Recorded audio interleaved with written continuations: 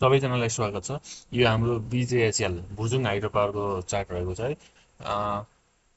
Bhujung hydro पावरको चाहिँ हाम्रो चाहिँ 8 दिनमा चाहिँ म्युचुअल फन्डको लकिन खुल्दैछ है। यसबाट चाहिँ सतर्क हुनु होला। कम्तीमा चाहिँ किन्ने सोच बनाउनु भएको छ भने कम्तीमा पनि लकिन खुल्न दिनु होला है। यसको चाहिँ लकिन खुल्ने म्युचुअल फन्डको किता चाहिँ 50,000 किता रहेको छ। अहिले हाल बजारमा कारोबार भइरहेको किता चाहिँ यसको चाहिँ फ्लोटेड किता 8.8 लाख भइरहेको छ है। 8 दिनपछि जब यसको म्युचुअल फन्डको लकिन खुल्छ त्यसपछि दोस्रो बजारमा चाहिँ हाम्रो चाहिँ 9.3 लाख किताको चाहिँ कारोबार हुनेछ है। यसको टोटल किताको कुरा गर्नुपर्दा यो कम्पनीको टोटल किता चाहिँ 1 करोड किता रहेको छ। र त्यसमा चाहिँ हाम्रो के छ भन्दा 80 लाख किता प्रमोटरको रहेको छ।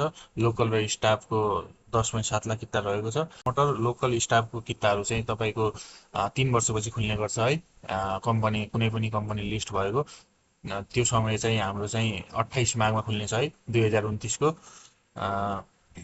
त्यो बेलासम्म चाहिँ हाम्रो चाहिँ 8 दिनपछि लगइन खुलेर 9.3 लाख किता कारोबार हुनेछ।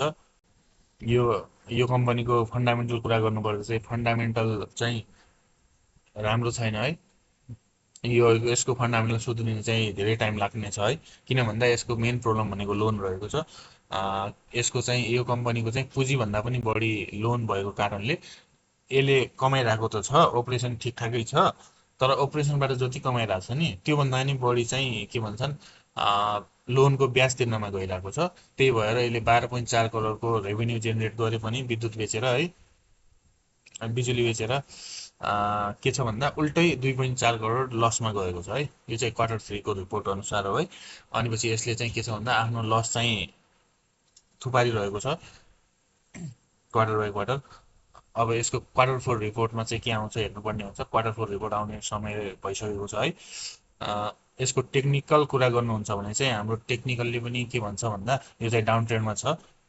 यो जुन सप्लाई लेभल छ यो एकदमै यहाँ चाहिँ के भन्छन् बायरहरूलाई चाहिँ फसाइएको लेभल छ है। यहाँ चाहिँ एक्युमुलेसन देखाएर चाहिँ डिस्ट्रिब्युसन गरेको छ है, ब्रेकडाउन गरेको छ। यो लेभल चाहिँ पार नहुनसम्म चाहिँ टेक्निकल्ली पनि हामीले चाहिँ किन्नुपर्छ भन्ने चाहिँ जनाउँदैन है। कम्तीमा पनि हाम्रो चाहिँ 943 माथि जानुपर्ने हुन्छ हामीले चाहिँ बाई हेर्नको लागि यो कम्पनी। त्योभन्दा माथि जान्छ भने हामीले चाहिँ गएर त्यतै ब्रेकआउट भनेर किन्ने होइन, हामीले रिट्रेसमेन्ट कुर्नुपर्ने हुन्छ। लगाएपछि हामीले चाहिँ एन्ट्री लिएर माथिको टार्गेट लिएर एन्ट्री गर्ने है। यदि हजुरहरू चाहिँ अरू कुन कुन कम्पनीको कहिले म्युचुअल फन्डको लकिन खुल्दैछ अथवा प्रमोटर लोकल सेयरहरूको लकिन कुन कुन कम्पनीको खुल्दैछ, कहिले खुल्दैछ भन्ने जान्न चाहनुहुन्छ भने चाहिँ हजुरहरूले भिजिट गरेर चाहिँ पेजमा भिजिट गरेर हेर्न सक्नुहुन्छ है। मैले चाहिँ हालिदिएको छु। म्युचुअल फन्डको चाहिँ आज बिहानै हालेको छु लिस्ट 6वटा कम्पनीको अब खुल्न लागेको है। उसको प्रमोटर लकिन खुल्ने पोस्ट चाहिँ मैले 1-2 हप्ता अगाडि हालेको छु सायद, हेर्न सक्नुहुन्छ है।